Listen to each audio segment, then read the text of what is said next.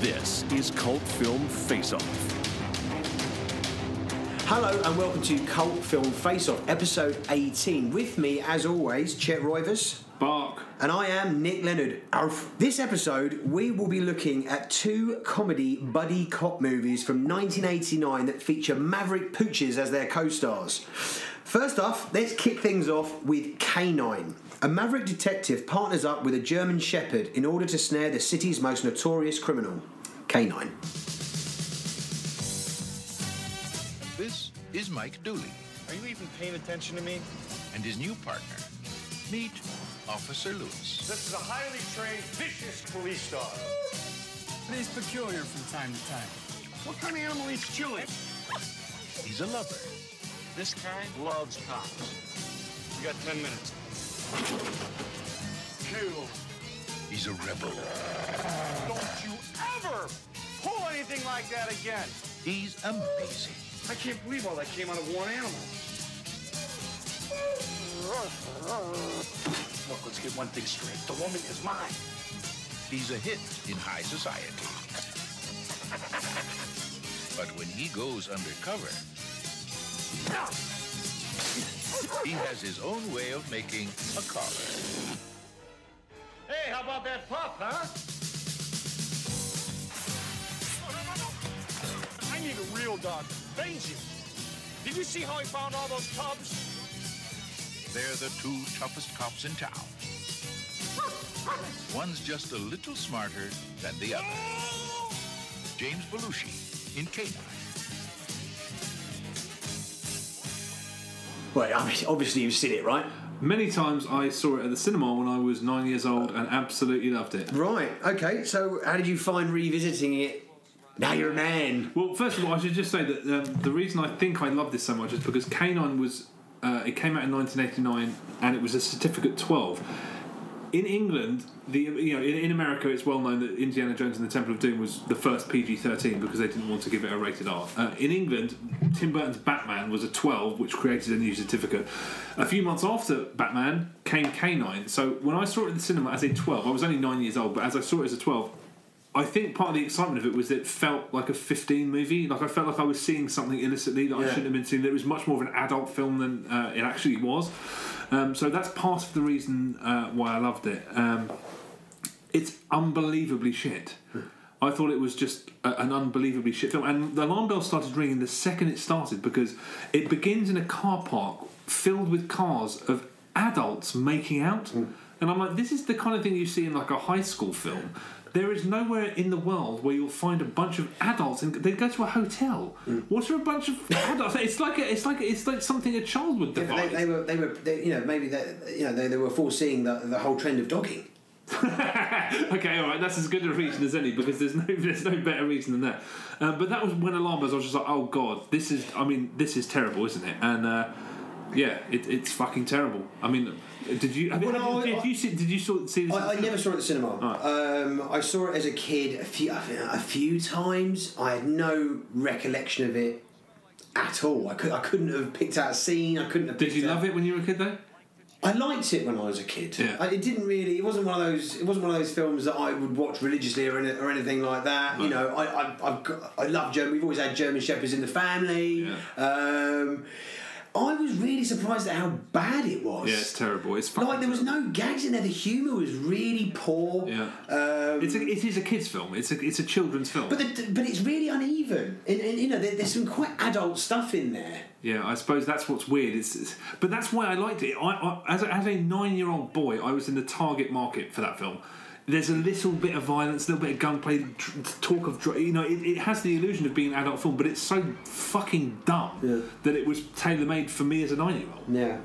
It was co-produced by Steven Seagal, so I suppose that's where you're getting the whole adult element. I wish it was the same Steven Seagal. It's a different Steven Seagal. Oh! Sadly. Because I saw his name and I was like, if only it was Steven Seagal. Yeah, sadly. I always think that's what would explain some of the adult tone. Okay, right. Let's scrap that then. I mean, the dog is good. I mean, let's try and talk about the positives of this. I mean, as an acting dog, he does all right. James Belushi talks to the dog like he's Jerry Lee. Yeah. Talks to Jerry Lee like Jerry Lee understands everything that's going on. It's just that the dialogue that Belushi comes out with is just drivel. It's just kind of like I didn't get that he's a maverick. You know, they characters referred to him as a maverick cop in there. I think he's a really he's a shit cop. He is a shockingly terrible. You know, he's just a bad cop, and he's just obtuse. He's obnoxious. There's no charm to him at all. No, I completely agree, and it's just everything about They call he's a lunatic. He's crazy. He really is. There's that one bit where he drives. He hires a rental car and then drives it into a building, which is like, whoop-de-doo. He's a crazy person, but it's so desperate. I mean, at the beginning, he almost gets killed. And the chief of police, his boss, is angry. And it's like, well, of all the scenarios where I've seen a chief of police get angry for a hero about something, almost getting killed, is that one of them? I don't think so. But because it's so desperate to have all of the elements there, and there's just no wit to it. Belushi's character is just like you said, obnoxious, loud, and irritating. He's just super bullshit loner. I mean, a scene which could have been funny. You know, he goes into that bar completely sticking out like a sore thumb, trying to buy the locals drinks. It just felt it was completely flat. Every time he tried to be funny, I just found myself drawing a deeper breath, going. This is really, really like a Z-grade sitcom throughout. Basically, it's like bad 80s. Yeah, TV. it's really, it's just fucking lame. And Belushi doesn't help things because he doesn't really bring it. I mean, he does play fucking irritating very well. I'll give him that. But this is a kids' film. It's illogical and it's obnoxious and it's just stupid. And I loved it as a 9-year-old. That's about as because there's superfluous, very moderate and borderline tasteful nudity in it. There's guns, car chases, and there's the James Belushi's character is like he plays Nintendo games when he's sat in his car, and you're like, well, I like that as a kid. But it's so dumb. Like, have you ever seen a cop in a movie? On a steakhouse in a fucking convertible, a loud convertible, and then there's a when he goes to that crime scene and there's policemen having like fucking shithouse sitcom conversations about their family, and I've got to go on holiday. It's like this is, and the bit where I was just like, I've had enough of this. When to show how annoyed the dog is at James Belushi, he apparently tears out the stereo. And I was like, that's not. Yeah. That all I have is questions that you, but it's just supposed to be funny that the dog is I don't care. Yeah, there was a scene that didn't sit particularly well with me. I felt a bit like this is really scuzzy when like he basically Jerry Lee goes into another guy's car and fucks his poodle. That's right, yeah. And he's waiting outside and he's just kind of like, go on there, boy, go on, boy. And you're just like, you know what? I mean, maybe my sensibilities are out of whack, but I'm thinking it's just a bit bad taste. Yeah, it's yeah. I mean, I agree with you. I mean, some interesting things. There's a couple of interesting cameos in there. Did you notice who played the waiter at the Homer Simpson? Yeah, Homer Dan Castellaneta. Yeah. And the other one was. The guy who played the Swiss Tony-esque car dealer. Yeah, William Sadler. Yeah. Doing a bang-up job in the kind of role I've never seen him do. He's a slimy constable. Yeah. I was like, he was really good. Really good, yeah. Ed O'Neill's in it as well. And also Pruitt Taylor Vince was the guy in the bar. So I had a look at what James Belushi has been up to on the IMDb of late. He's basically spent the last few years doing loads of voiceover work for kids' cartoons. He's doing Scooby-Doo, Hey Arnold.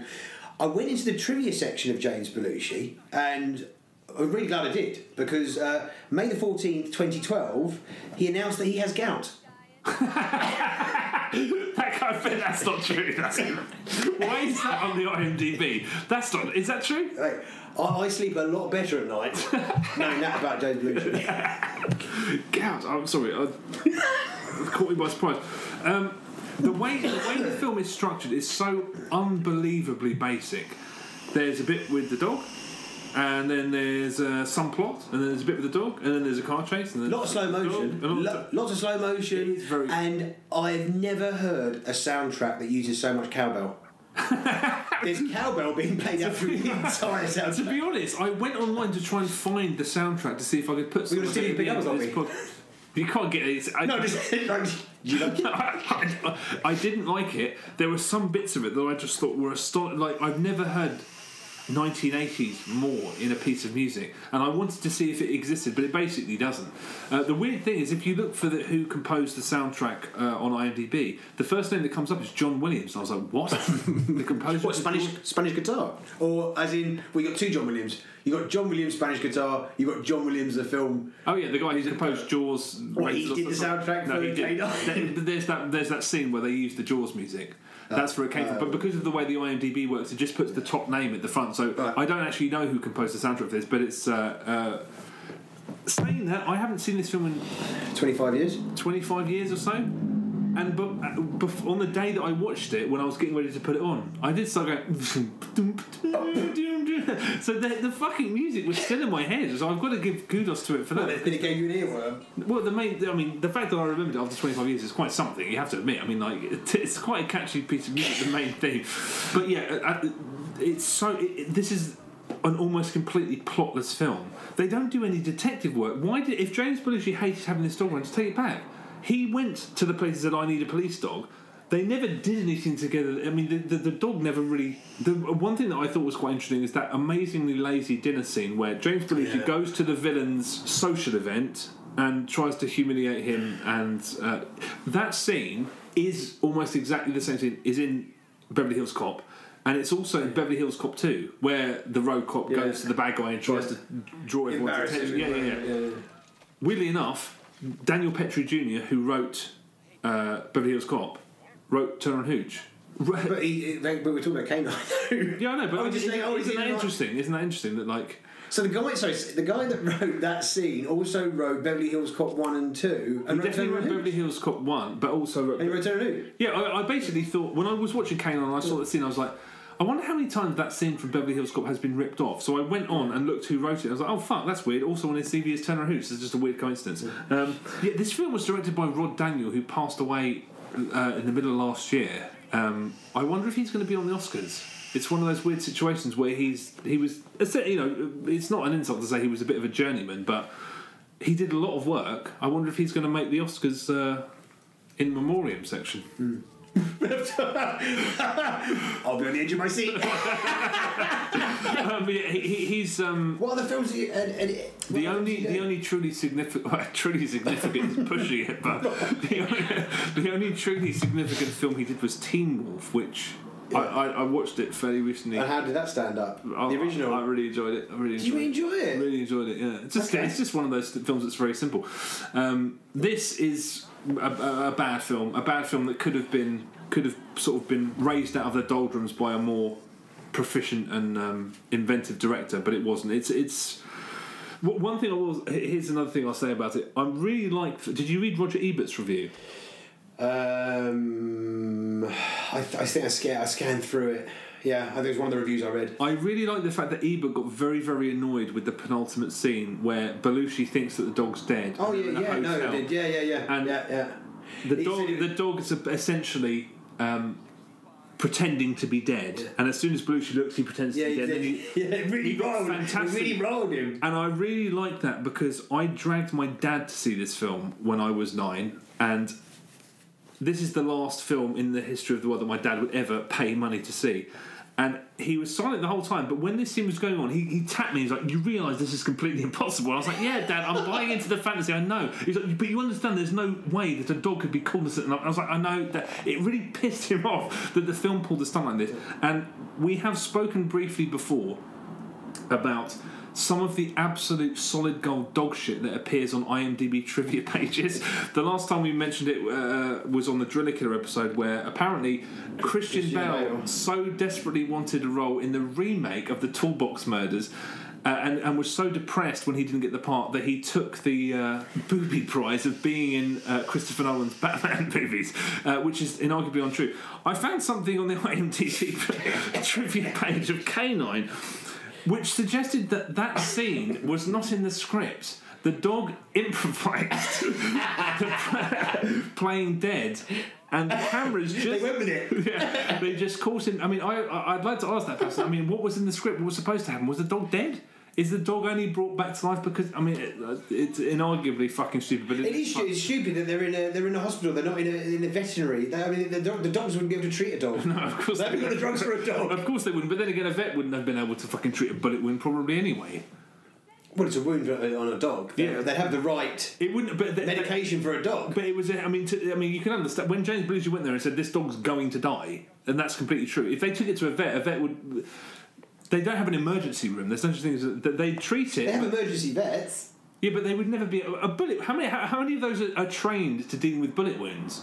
There is at least some logic involved in that. I mean, like, that dog would die. It got shot. It's going to die. If you take it to a vet, there is a comparison to be made about when someone did take a bullet wound to a dog that may or may not... dogs have been taken to the vets with bullet wounds. I'm sure they have. Hunting dogs and hunting, But I bet not many of them survived. What I'm saying is, I can understand why the screenwriters had him taken to a hospital because there's some... Well, it elevates the drama, doesn't it? There's an A&E, and then you've got all the... I mean, I'd like to have seen the scene play out in real life because everyone would just stand around and be like, well, get the fucking dog out of the hospital, and it would never have gone anywhere. I just... No, he was definitely barking up the wrong tree. Who? James Belushi. We can't teach an old dog new tricks, can we? Okay, right. Let's wrap this up. Okay. Here's an important question. Did you laugh at all in K-9? Once? Even once? No, I don't think I did, no. No, I definitely didn't. Yeah. It's a dumb, really, really mediocre shit. When I find myself, I spent a lot of the movie trying to find a really good 10%er, trying to find somebody who looks like somebody or a lookalike, and even that wasn't great. The closest I could get to someone, a love child of somebody or a lookalike, is the debonair crime lord. He's the love child of Tony Hart and Donald Trump. Kevin Teague, his name is. He's also the bad guy. He's one of the bad guys in Another 48 Hours, which is an equally worthwhile film. I need to go and look at his face now to just... yeah, okay. I mean, K-9 was terrible. I will never go back to it, and I would encourage. I would forewarn anybody who's thinking about doing that to. Yeah, even if you have avoid. Even if you have fond memories of it, just keep them as memories because this is just. I thought it was bullshit. Yeah. On to the next. Yep. So, on to Turner and Hooch. Scott Turner, an obsessively neat small-town detective, inherits a monstrously large dog de Bordeaux, which turns his life literally upside down. Turner and Hooch. Scott Turner had finally found the girl of his dreams. Oh, God, a woman in my house. He finally had the perfect relationship. So you'll be staying another night? Oh, yes, of course! When something big happened to change it. Something called Hooch. Wait, whoa! You don't know much about dogs, do you? This is not my dog. Now he's being swept off his feet and dragged all over town. What are you doing to this dog? Oh, I'll just take him for a walk. All in the name of love. This dog loves you, boy. Touchstone Pictures presents Tom Hanks as a man who'll beg. Don't eat the car! Not the car! Who'll bargain. You're not touching the water, the orange juice, crab apple. What am I supposed to do? Make you a margarita? Who'll pay any price. 97.51. What? Is that pesos? This is for a dog. He'll take care of your house. You're lucky to have him.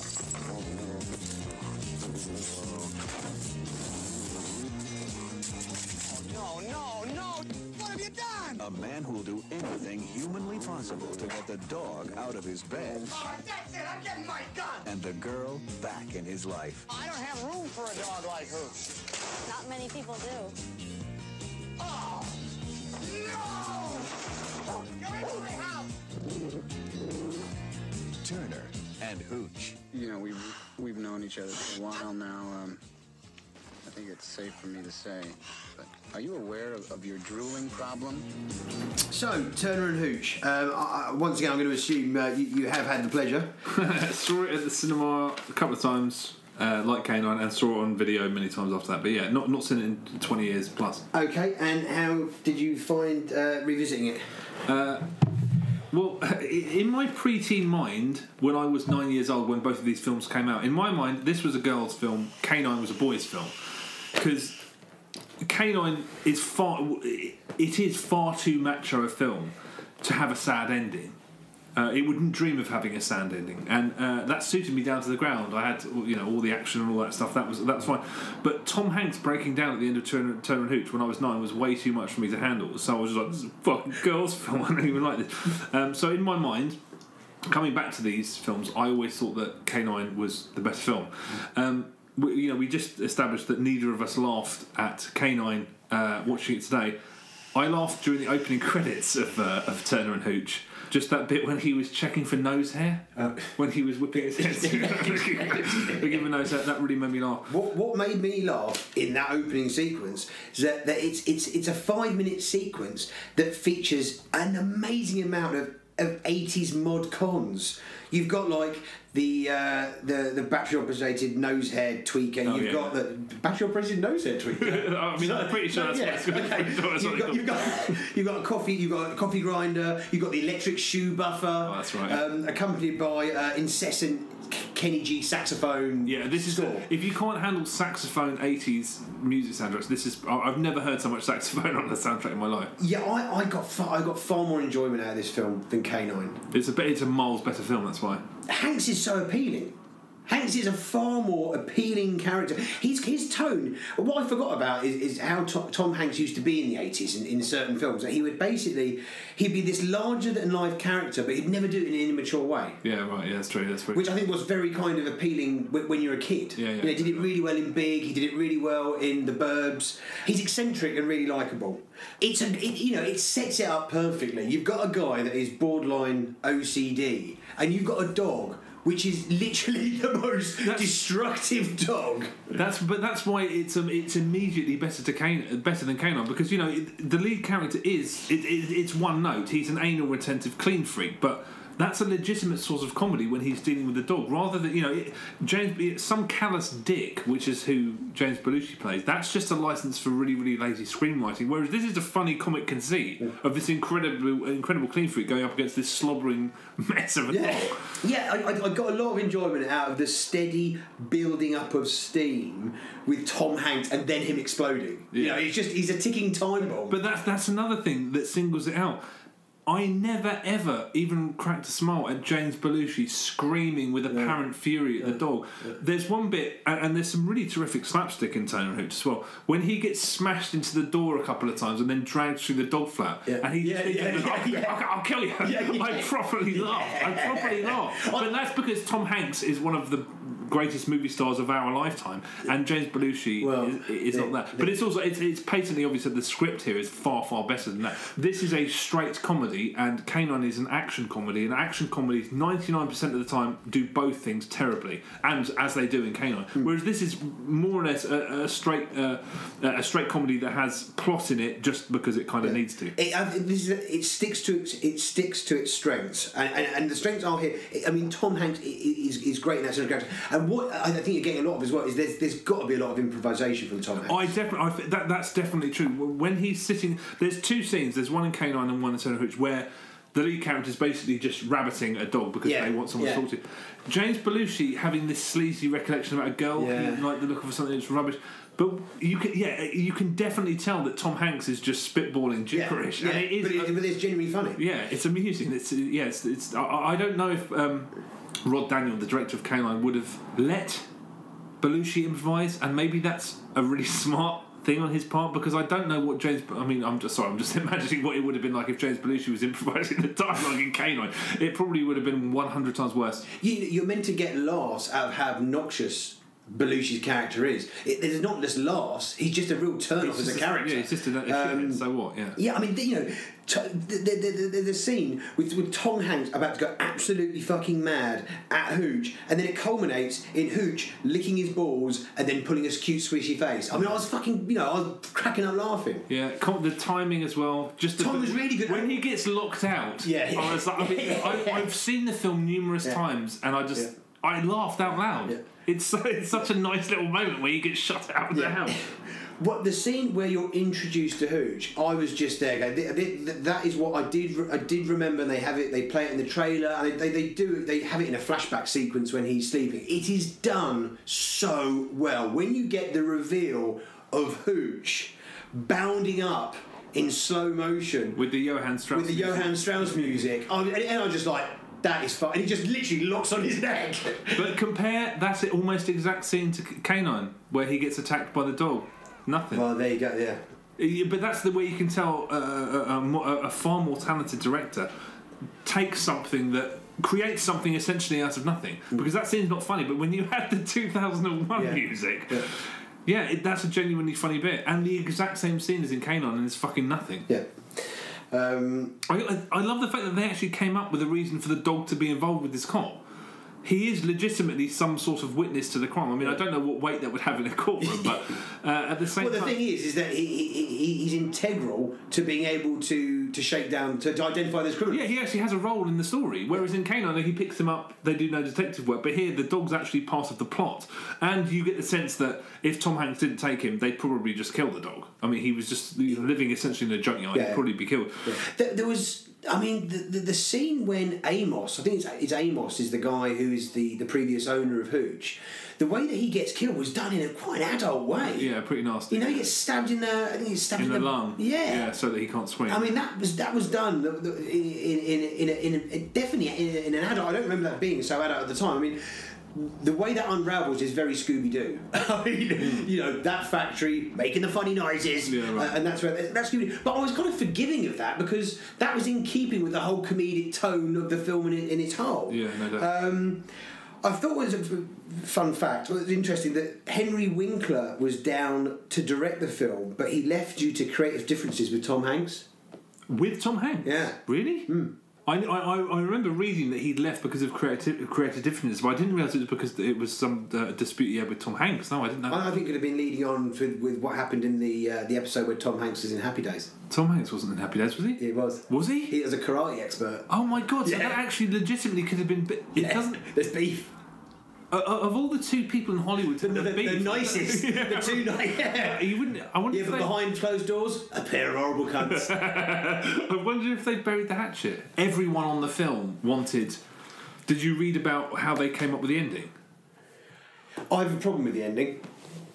But how did they come up with the ending? Then I'll tell you. Well, no. About the fact is that K-9, the dog survives. In Turner and Hooch, the dog dies. Yeah. But they, within half an hour of each other in the run-up to the release, they held two There's an alternate ending. One that they had an alternate ending where the dog survived. Yeah, I read that, yeah. And apparently the approval scores were exactly the same. So Jeffrey Katzenberg just said to the filmmakers, "You're the filmmakers, you decide." And 100% they wanted to kill the dog. For me, I didn't feel that I had enough time to grieve. It was actually. I was watching. I was like, "What?" I remember being like damn near devastated when I was a kid, and Tom Hanks really and it's just like it's over. I was like, "What?" Literally, the film ends 6 minutes after he dies. Yeah, it happens in no. And it ends on a sour note. For me, that it wasn't enough of a perk up to have the fact that he's got a puppy child. That's like no. I mean, they spent the whole film trying to bond. They finally bond. They kill him off. You're given 6 minutes to bond. Yeah. How long do you think this should be? Well, I'd have happily had a sequel. There was a TV which is just mourning and celebrated through flashbacks. The first film, a 2 hour long funeral scene, basically. Yeah. It's what we would have wanted. But yeah, I mean, the comparisons to K-9, I mean, you just run out of sort of instances where it's night and day. I mean, if you compare the conversation scene, like we said, when they're just talking to the dog, Turner Hooch is actually amusing. It's just obnoxious in K-9. And there's the little moments where they make the dog appear human. Whenever in K-9 they did that, such as the bit when he pretended to play dead at the hospital, you just thought, this is irritating and it's stupid. But there's a bit in Turner and Hooch where the dog accidentally turns a stereo on, and then he looks at a speaker, and then he just fucking trashes it. And it's because it's actually directed by a director who's actually trying to make comedy happen. He's not just filming shit and hoping that it's funny. He's actually trying to sort of bring comedy out of. It's much easier to bring comedy out of that kind of dog compared to a German Shepherd. as well. That's he's got that face. I mean, he's got, do you know what I mean? And the slobber. I mean, that did make me laugh every time that he turned up a shoe or he did that. The slobber got everywhere. You know, this script originally sold for like $1 million. It was the biggest. It was the most amount of money Touchstone had ever paid for a script. I don't quite understand why they were that enthusiastic about it, but it does. It is a really efficient piece of entertainment. I think elevated by above par direction, and Tom Hanks really does have an amazing gift for comedy. It's kind of a shame that he doesn't really seem to make comedies anymore at all. But he really does. There are so many moments where I just thought that would not have been amusing if it wasn't for Tom Hanks. Absolutely just selling it through the roof. This still, despite being as old as it is, which it's not that old, 1989, but it still holds up as a really efficient piece of entertainment. It's still genuinely funny, which I honestly was not expecting. I was not expecting it to be. I mean, Roger Spottiswoode directed this, and he's done a Bond film. He did the Schwarzenegger film, The Eighth Day, along with a load of sort of subpar stuff. But he's clearly somebody who's got their head screwed on and genuinely wants to try and elevate the material he's working with. So did he do other comedies? I don't think he did. Not that I saw. I don't think he actually. I mean, but it's just he clearly has an instinct for it, because there's genuine moments, genuinely funny moments throughout this, and there is this real good sense of comic timing, and he knows when to just leave the camera on Tom Hanks. And the story's not terrible. I mean, especially in comparison to K-9, I was pretty much with it. It's hokey and it's idiotic to a degree. It's one of those things where you just go with it, rather than K-9 where you just want to fucking bang your fist on the table and say, why is this so stupid? Some really decent slapstick. It's so different how James Belushi and Tom Hanks. I mean, Tom Hanks just obviously he's destroying his neat worlds. He's just very frustrated. Whereas Belushi's got this kind of down talking, kind of just not smarminess. What the word I'm looking for? He's just an ass. The guy's a fucking arsehole. He's not a likeable character at all. The annoying thing is he's really bullshit. He's really aggressive. And like his girlfriend comes home with a mate, like a friend, and he just like, and I was like, what? Why is this okay? He's being an absolute scumbag to that guy. Yeah, I mean, I don't even want to talk about K-9 anymore. It's fucking dog shit. Turner and Hooch, I was really just like, that's the kind of sort of Hollywood entertainment that is way above par. It's like I would be totally happy. I mean, I liked it when I was a kid, but like I said, I just couldn't handle Tom Hanks being that sad. But yeah, this still surprisingly, I thought this was actually really, really quite good. I'm surprised again. It held up so much better. I mean, I watched K-9 first, and I was really kind of dreading putting on Turner and Hooch, but Turner and Hooch was by far and away the better film. Yeah, no question. Absolutely no question. That's it. Which way are you going? Oh yeah, no, I mean it's Turner and Hooch all day long. Turner and Hooch it is. Right. Thank you very much for listening. You can check us out on Facebook, Twitter, iTunes. Please subscribe, get your retweet on. Sharing is caring, people. And we will see you next time. Take it easy. Ciao.